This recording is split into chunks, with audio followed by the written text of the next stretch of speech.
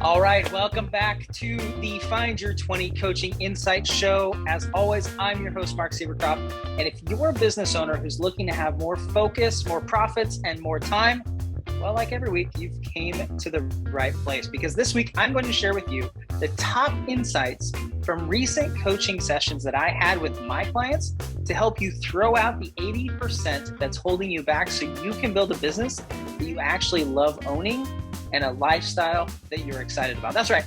If your business was these 5, I wasn't sure what to use this week, so I had to look around a little bit. These 5 Mountain Dew cans. Look at this. Oh. Whew. If your business was these 5 Mountain Dew cans, I just dropped one, we would not throw out 4 of them, but we would set them aside because we don't want to cause an issue where Mountain Dew's flying everywhere. But we would focus on the one that was most important. And actually, I love Mountain Dew. So you know what? I'm just going to take this, take a drink of that and put it right there. All right. So in this episode, we're going to share the top insights from this past week. We're going to share the things that I learned, that I shared, that I taught with my clients that helps them. But before we get to that, today's featured resource is Audible. Now, if you haven't used Audible, Audible is an audiobook library that is absolutely game-changing. I love Audible. There are so many books that I would love to read, and I just don't either find the time or have the time. But when I have an audiobook, when I'm running, let's not get crazy. I don't run. I don't like cardio. If I run, it's because I'm reffing soccer or I'm playing soccer. That is the only time I run. So let's not get out of hand. If I'm working out, if I'm running errands, if I'm on a walk, I will walk. I'll do that. Any of those things, if I'm doing housework, if I'm washing the dishes, whatever I'm doing, I listen to audiobooks. As a matter of fact, I had a friend of mine recently. He sent me his book, and I had this book for nearly a year. And he sent me a text, and he's like, "Hey man, we're trying to get reviews. Can you leave a review of the book?" And I was like, "Dude, I gotta be honest with you. I haven't even read it." I said, "Is there an audiobook version?" He goes, "There is. There actually is on Audible." I'm like, "Perfect. I'll go get it." I went, I got it. I listened to the book in the next 3 days, left him a review. And that's how it works. For a lot of books, that is how I consume them. Now, what I also do is I'll listen to the book. And if I really like it, then I'll buy a physical copy so I can mark it up and be able to go back and refer to things. But I love Audible. I love audiobooks. I love listening to audiobooks.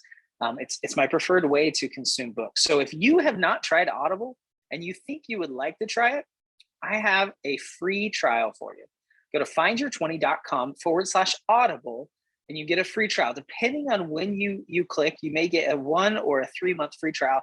And as part of that free trial, I'm pretty sure you get the audiobook version of Find Your 20. So findyour20.com/audible. Grab your free trial. It's an amazing way to consume content, to consume books. The best ones, honestly, for me are the ones where the author's reading them themselves, but some do, some don't, and that's okay. But I love listening to the audio. I love being able to rewind, listen to them again. You can mark things. You can, bookmark things. You can go back and find it. It's just a great way to consume content. So findyour20.com/audible. Grab your free trial. Get an Audible version of Find Your 20, which is read by me, by the way, and see how you like it. All right. So let's jump into the tips. The 3 tips for today. I got 3 for you today. The first one is, I'm looking for just 4 people. Now, that's something I shared with one of my clients this week and invited her to use because she needed to fill her retreat and she had 4 spots left.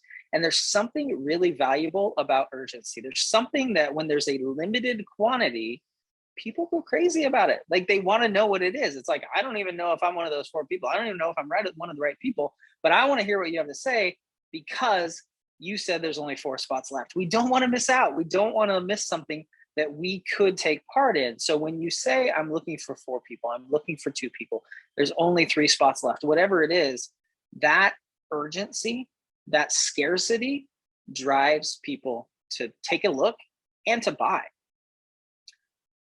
And as we were talking through it with this client, I helped her to realize that that is one of the most valuable things you can do, is to have that messaging. You can say it's so much more powerful. I mean, if you think about it, the difference between saying, hey, come join this, let me just think. let's say there's a restaurant opening.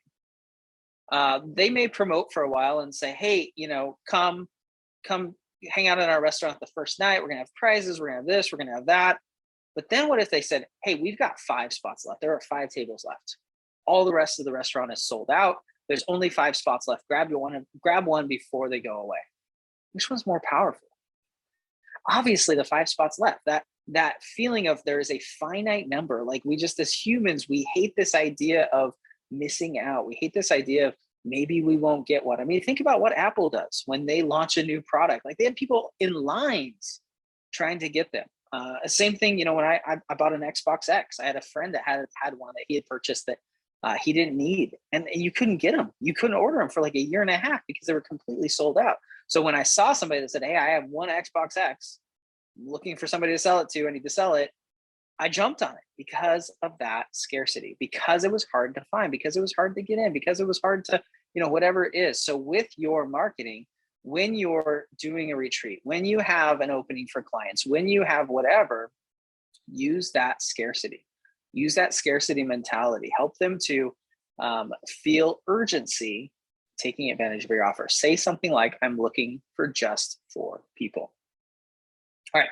The next one I want to share with you was a really interesting one, because I was talking with a client and all of a sudden she said, why did I even say that? And what had happened is she had noticed, well, actually I had pointed it out to her. And this is one of the values of having a coach. Sometimes we can see things because we're not in the situation. We can see things that you say that you may be believing that may be affecting your success that you don't see yourself. And that's what had happened with this client. She had said something that had pertained to way back when she had started her business. And it was a scarcity mentality story that was going on in her head. And she didn't even realize it. I said, hey, she said it and she finished her sentence. I said, let's hold on right there. I said, I want to point out something. You said this, and I'm not going to use the exact example because the exact example doesn't really matter. We all have these things. Let me think if I can come up with an example of this.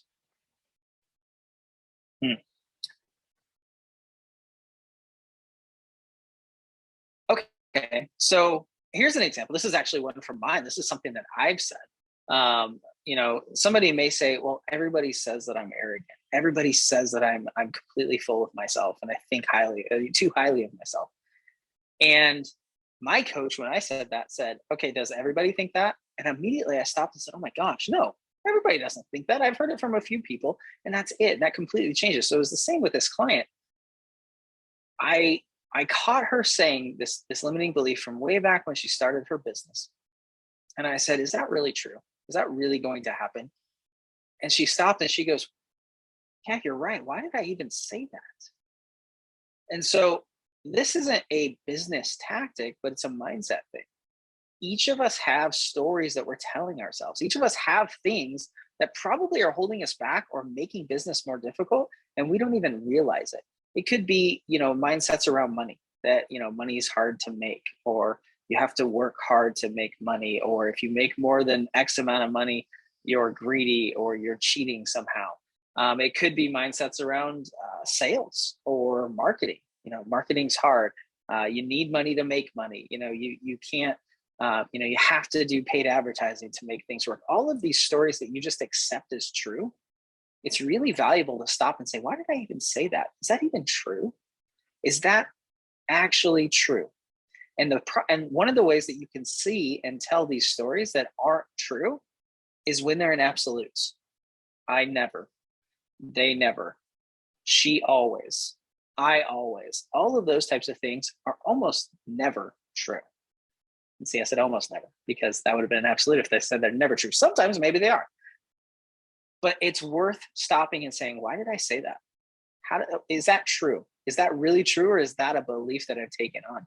And understanding that in our business can take away massive resistance. I can tell you, when my coach pointed out that not everybody in my life says I'm arrogant, it completely opened the way for me to be more confident, for me to have more confidence in the things that I'm good at, because I realized everybody doesn't say that. It's not like every single person I run into every day is like, Mark, you're arrogant. Mark, you're arrogant.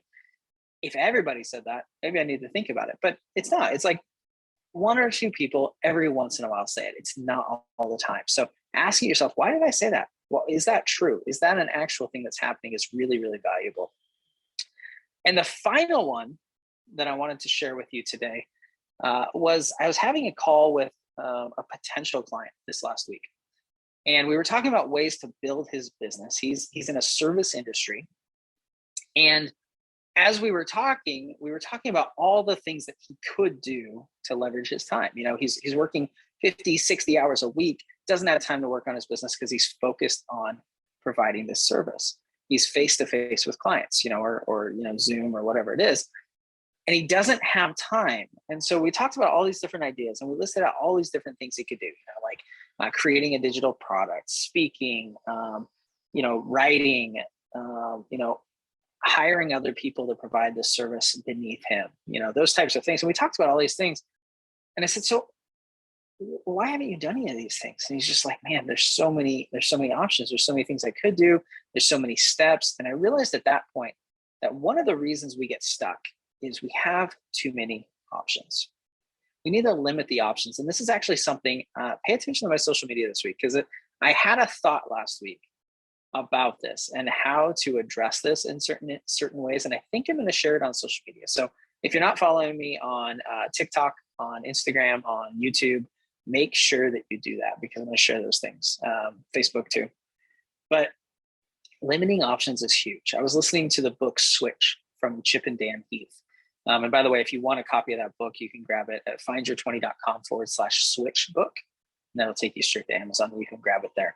But they talk about that. They talk about these studies where just by adding a third option, it actually sometimes paralyzes people. And the example I give with this is, you know, imagine, you know, I take my kids to the store and we go to the cereal aisle. And if I just say, hey, pick some cereal, we'll be there for 20 minutes because they like walk over to the Cocoa Puffs. Then they look at the Cracker or the Cracker Jacks. No, Cracker Jacks isn't a cereal. And then they walk over to like the Fruit Loops. And then they walk over to the, what's the one they like that I don't like? Captain Crunch. That's what I was trying to think of. Then they walk over to the Captain Crunch. Then they look at the Frosted Mini Wheats. And then they look at the Frosted Flakes. And then they look at the, now they don't really look at Raisin Bran. I like Raisin Bran, but they don't. And we'll be there forever. But if I say, hey, which do you want? Would you like Captain Crunch or would you like Cocoa Puffs? And then they can pick, then they can choose. That's an option they can choose. So it's the same thing with us. Sometimes, and this goes for both you personally in your business, but also in working with your clients, the less options you can provide, the more clear and concise, and I actually had this conversation with another one of my clients this week, the more clear and concise the path is, the more likely they are to make a decision. But with you personally, if you feel stuck, if you don't know what to do next, start asking yourself, do I have too many options? Are you trying to decide between 3 or 4 or 5 options? And is that holding you back? And could you narrow it and say, okay, can I do this or can I do this? Then once you decide one of those, then you can say, okay, can I do this or can I do this? And hold up another option and make a decision that way. But what happens is we get stuck with too many options. We get paralyzed with too many options. And once we get paralyzed, we don't know where to go next. And so this potential client that I was working with, that's what was happening. He's like, man, there's so many next steps. I don't know what to do. I'm not sure which is the right one to do. I'm not sure which is going to take the most time. And so one of the things we talked about is, okay, well, how can we narrow that down? And we narrowed it down to 1 or 2 things and then said, okay, which one would you like to go forward with? Which one are you most excited about? And that allowed him to make a decision and then take that next step to moving towards that option as we talk through it. So when you feel stuck, when you feel like you don't know what to do, often, not always, but often it's because you have too many options. There's too many things. It's like wide open. You're in the cereal aisle and you're looking at every single kind of cereal. How can you narrow that down to just 2 types of cereal? How can you narrow it down to 2 options, 2 choices to move forward, and then pick one from there and be okay with that? And that will help you get over that being stuck. And the same thing with your clients. If you have a million different things for them to do, a million different things for them to purchase, it's going to be hard for them to make a decision. This is what a squeeze page is. This is what a landing page is. If you have an opt-in page or a squeeze page, people have 2 options. They can opt in for what you're giving them or offering them, or they can leave.